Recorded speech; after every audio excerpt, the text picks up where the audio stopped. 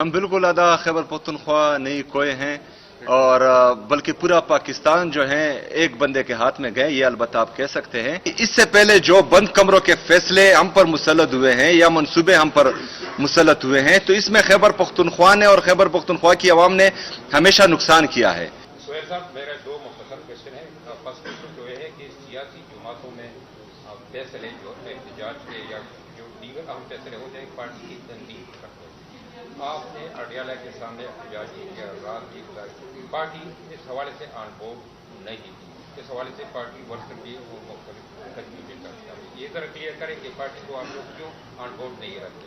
दूसरा क्वेश्चन है कि एनएफसी के हवाले से केपी गवर्नमेंट के जो एक्सपर्ट हैं उन्होंने क्या हिकमत अमली बनाई। देखिए जी, सबसे पहले बात कि एहतजाज आप सही कह रहे हैं कि वो पार्टी तंजीम का काम है और इंशाअल्लाह ताला मैंने बहैसियत वर्कर उनका मुकम्मल साथ देना है। हमारी जो सूबाई हुकूमत के कैबिनेट के मेंबर्स हैं उन्होंने भी बहैसियत कारकुन उनका साथ देना है और हमारे जो पार्लियामेंटेरियन हैं उन्होंने भी। जो परसों का सिट इन था, धरना था पुरअमन सुबह तक अडियाला जेल के सामने, वो मेरा जो है बहैसियत चीफ मिनिस्टर अपना फैसला था, क्योंकि ये एक वजीर आला के साथ नाइंसाफी थी, इम्तियाजी सलूक था। क्योंकि इससे पहले आप जिस तरह आपको पता है कि बाकी वजीर आला उनको पाकिस्तान एयरफोर्स का जहाज इधर से उधर लेकर जाते हैं, लेकिन खैबर पख्तूनख्वा के वजीर आला का, आपके वजीर आला का, आप सबके वजीर आला का पासपोर्ट जो है वो स्टॉप लिस्ट में डाला गया है। तो ये इम्तियाजी सलूक जो है हो रहा है और मुझे बार बार ये कोशिश कर रहे हैं कि जिस तरह का बयानिया मेरे नाम के अनाउंस होने के बाद इन्होंने डायरेक्टली बनाया था कि हम कोई एहतजाजी सियासत करेंगे या इंतशारी सियासत, जो ये बार बार इल्जाम लगाते हैं, लेकिन हकीकत इसके बरक्स है। पाकिस्तान तहरीक इंसाफ को हमेशा दीवार से लगाने की साजिश की गई है और दीवार से लगाने की साजिश में जब हम पुरअमन एहतजाज, जो हमें आईन और कानून इजाजत देता है, वो करते हैं, तो ये हम पर, हमारे पुरअमन मुजाहिरीन पर गोलियां चलाते हैं और हमारे लोगों को शहीद और जख्मी करते हैं, पहली बात। दूसरी बात, जो हमारे नेशनल फाइनेंस कमीशन के मेंबर्स हैं उनसे हमारी तफसीली मुलाकात हो चुकी है एक दफा। कल उसके बारे में जो है अवार्ड के लाएअमल के बारे में कल हमारी तफसीलन मुलाकात एक दफा फिर हो चुकी है, 2 मुलाकातें हो चुकी हैं और कल जो है असेंबली सेशन में इस पर इंशाल्लाह बहस भी होगी। उसके बाद जो है असेंबली को इस पर ऑन बोर्ड लिया जाएगा और तमाम मेंबर्स, पूरी असेंबली को इस पर ब्रीफिंग भी देगी। और हमने कोशिश करनी है कि हमने सिर्फ सूबाई हुकूमत के मेंबर्स को या असेंबली के मेंबर्स को नहीं, खैबर पख्तूनख्वा के हर नौजवान को इसके बारे में बताना है और उनको कहना है कि ये आप लोगों का हक है और आप लोगों को आपका आईनी और कानूनी हक नहीं दिया जा रहा। देने जा रहे हैं वन बाय वन पार्लियामेंटेरियन जो जा रहे हैं मंगल के दिन जो यहाँ से मोटरवे से आपका एहतजाजी जुलूस पहुंचने की इजाजत होगी या कहीं। देखिए जी, उनका जो तंजीम का फैसला है अभी तक जो है वो सवाबी का है और सवाबी के मकाम पर जो है वो अपना एहतजाज रिकॉर्ड करवाएंगे, लेकिन पार्लियामेंटेरियन जो है वो इस्लामाबाद हाई कोर्ट और अडियाला जाएंगे, वहां पर वर्कर नहीं जाएगा, वहां पर सिर्फ पार्लियामेंटेरियन जाएगा। लॉ एंड ऑर्डर का सर डेली के हिसाब से आपको पता है रात को भी इंकर्जन का वो इन्फिल्ट्रेशन की एक अटेम्प्ट हुई है वेस्टर्न बॉर्डर पर, उसके हवाले से जरा बताएं कि खान साहब के अलावा भी बहुत कुछ करना है, तो लॉ एंड ऑर्डर की क्या सिचुएशन है चीफ एग्जीक्यूटिव ऑर्डर। देखिए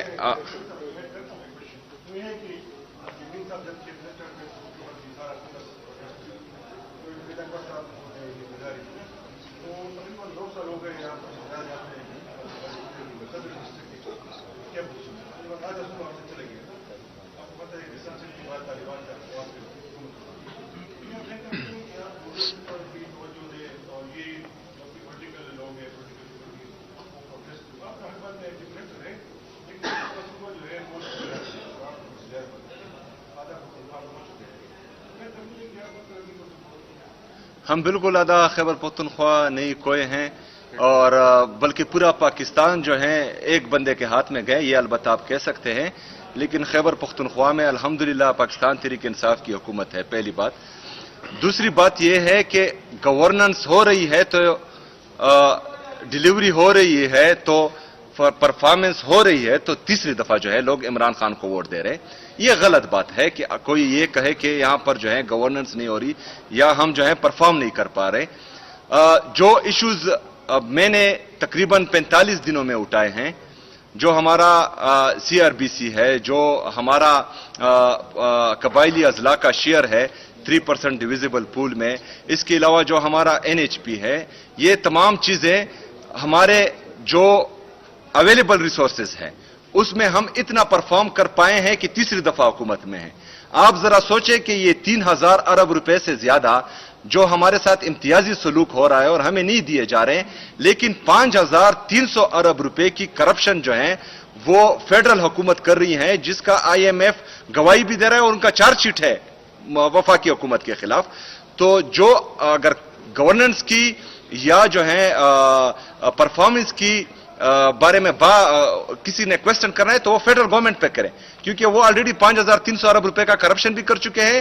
تقریباً ٹیکسٹائل انڈسٹری ہماری بند ہو چکی ہیں، تمام جو بڑے بڑے انڈسٹریلسٹ ہیں وہ پاکستان چھوڑ کر جا رہے ہیں، جو ہمارے تقریباً 25 لاکھ سے زیادہ لوگ نوجوان جو اس پاکستان کا قیمتی سرمایہ ہے وہ پاکستان چھوڑ کر جا رہے ہیں۔ تو ان کی پرفارمنس نہیں ہے، ہماری پرفارمنس ہے، اس لیے لوگ جو ہیں ہمیں بار بار ووٹ بھی دے رہے ہیں اور عمران خان پر اعتماد کا اظہار بھی کر رہے ہیں۔ بتائیں کہ آپ منگل کے دن جا رہے ہیں اور جیسے آپ کہہ رہے ہیں کہ ملاقات کی اجازت نہیں دی جا رہی، تو پھر منگل کو کیا کرنا چھوڑا کہ آپ کی کیا ایکشن کرنی ہوگی؟ دوسرا یہ ہے کہ پریزیڈنٹ صاحب کے دور میں بھی یہاں پر ایک پارلیمانی جرگہ تشکیل دیا گیا تھا، صوبے کے جو حقوق تھے اس کو لے کر وہ جرگے کی صورت وفاق کے پاس گئے تھے، کیا آپ کا بھی ایسا کوئی ارادہ ہے؟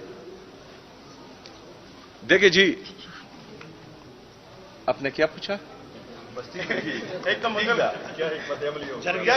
منگل کو اگر نہ چھوڑا تو اچھا، منگل کو انشاءاللہ تعالی اس کے بعد جو ہے ڈیسائیڈ کریں گے کہ کیا کرنا ہے۔ تھینک یو جی، تھینک یو۔ نہیں ہو رہی، نوٹیفیکیشن نہیں ہوا اس لیے آپ کی ملاقات نہیں ہو رہی، اب وہ مزید 3-4 دن سے تاخیر کا شکار ہے، تو کیا جب تک نوٹیفیکیشن نہیں ہوگا آپ کی ملاقات نہیں ہوگی؟ آپ کا سوال تو یہ ہے۔ اور اسپیکر صاحب، آپ کی پوری جو اسٹیبلشمنٹ ہے یعنی سوشل میڈیا، آپ سب کو جانتے ہیں، اس کے باوجود آپ نے اپنی ٹیم بھیج دی آرمی چیف سے ملنے کے لیے، ڈپٹی اسپیکر صاحبہ کے بارے میں جو کچھ آپ کا سوشل میڈیا کہہ رہا ہے، تو کیوں بھیجا ان لوگوں کو پھر وہاں پہ کہ کچھ بات ہوا؟ لا اینڈ آرڈر کے بارے میں بتائیں، بہت امپورٹنٹ ہے۔ CM صاحب لا اینڈ آرڈر کے بارے میں بتا دیں، اس کے جواب میں دیکھیں اس ملک کے اندر مختلف ادارے ہیں، اس فوج کو ہم انڈیا کی فوج تو نہیں سمجھتے، بہرحال نا پاکستان کی فوج سمجھتے ہیں،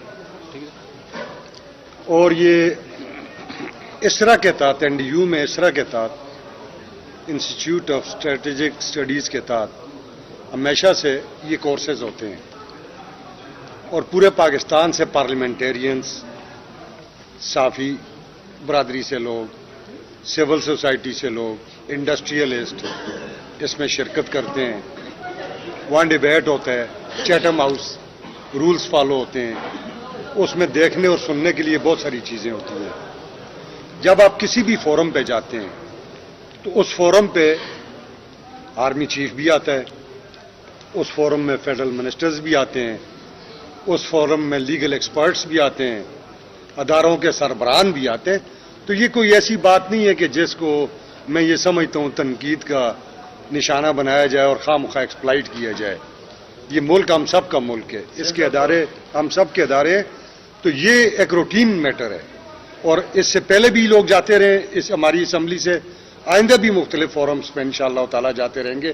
ابھی ہمارا باربوڈوس کے ہوئے تھے، ہم وہاں CPA کی کانفرنس تھی، وہ دنیا کا آخری کونا تھا، 186 ممالک کے وہاں لوگ آئے ہوئے تھے، وہاں بھی ہم لوگ ریپرزینٹ کر کے آئے، تو اسی طرح چلتا ہے، یہ کوئی ایسی بات نہیں۔ لا اینڈ آرڈر کی بات میں بار بار جو ہے واضح کر چکا ہوں، لا اینڈ آرڈر کی بات جو حل ہم بتا رہے ہیں وفاقی حکومت کو، تو ہم یہ سمجھتے ہیں کہ یہ اس سے امن بحال ہوگا بھی اور یہ بحال رکھ پائے گی بھی۔